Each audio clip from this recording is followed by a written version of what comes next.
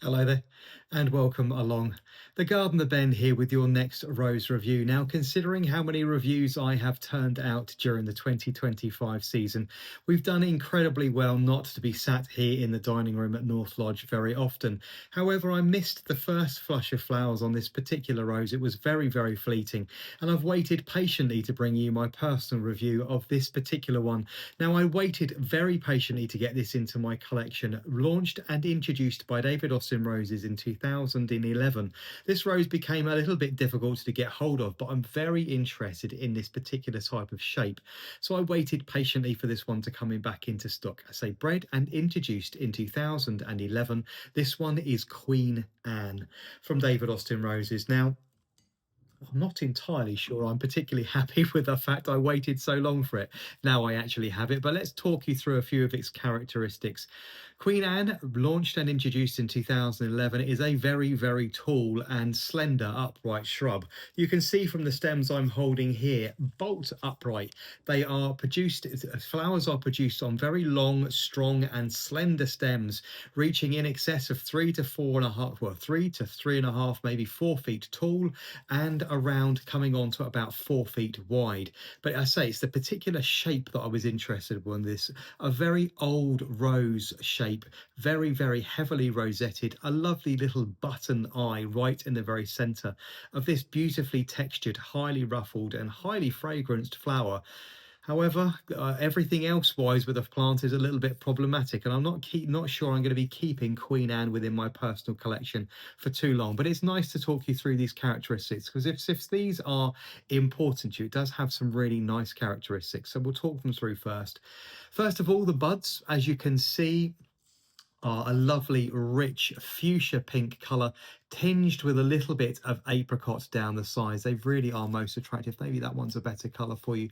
Lovely fuchsia, slight orange tinge to the flower there. When the flower first opens, it is a beautiful, very shallow cup. It reminds me a little bit of the Queen of Sweden in its sizing. In fact, the bloom is almost identical in size, around 2 to 2.5 inches in diameter, and that lovely shallow cup. If I turn that profile for you, you'll see that lovely shallow cup just before the flower blows out completely. Lots and lots of petals, loads and loads of texture. The petals are absolutely wafer thin there, almost like tracing paper, very, very soft to the touch. There's plenty of texture around the top of the petals as well. They're not flat, they're actually a small wavy edge to them, almost a pointed edge, but a double pointed edge around the outside, and a very, very cute lemon yellow button eye right in the very, very center.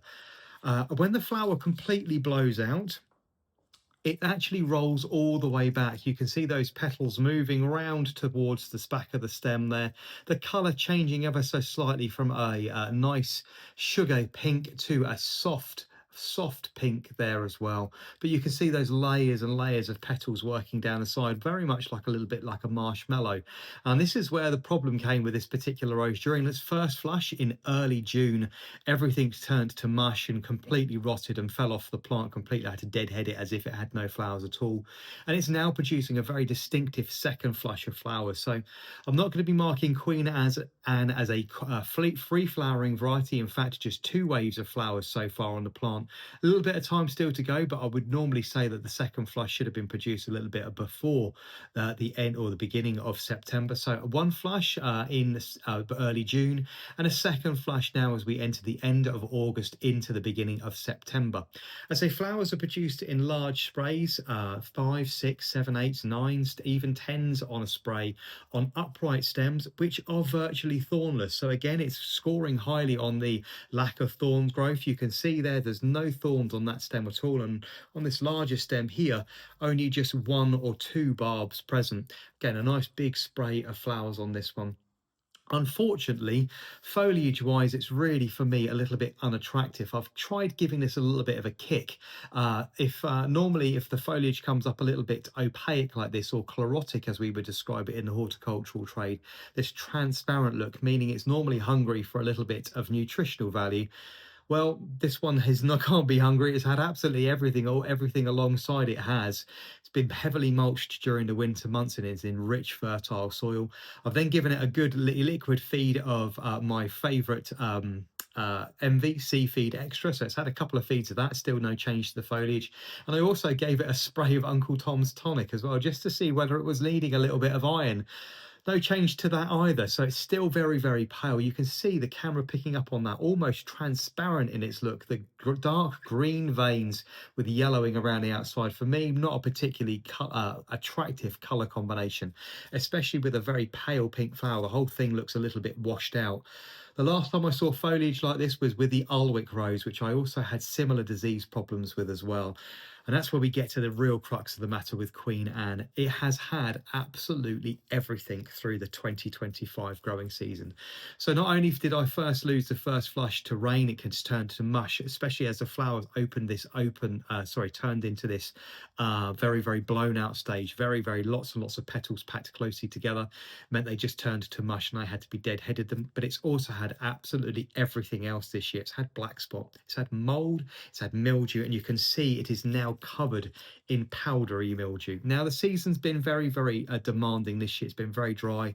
The plant is quite young, so I'm hoping that this might be improved better with age, but trying to be as open and balanced with you as at all possible.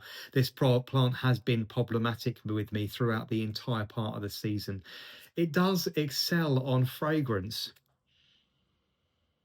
So if fragrance is important to you, Queen Anne really does have a lovely fragrance. And again, on the David Austin website, it is describing two very distinctive types of fragrance, which I'm going to really actually agree with.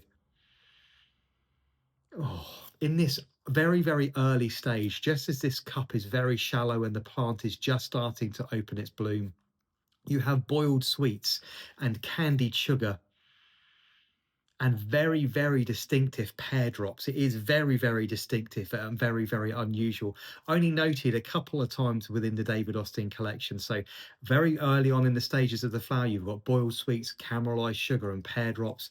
And then once a flower completely blows out and it resembles, for instance, the Mayflower looks very much like this in its open stages.